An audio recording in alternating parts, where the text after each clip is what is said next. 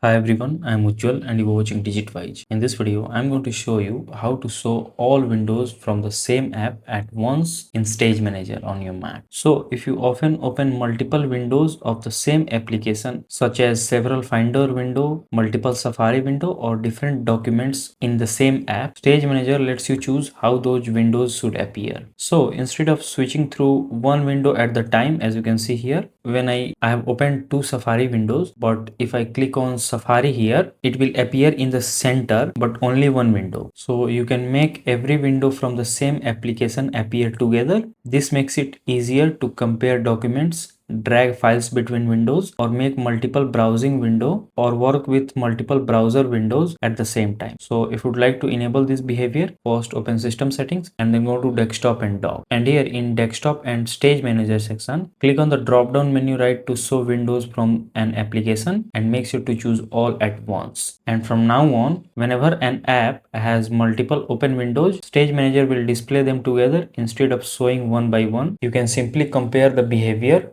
before I have chosen all at once and after. So that's it. If this video helps you in any way, then do like it and subscribe to the channel. Thanks for watching.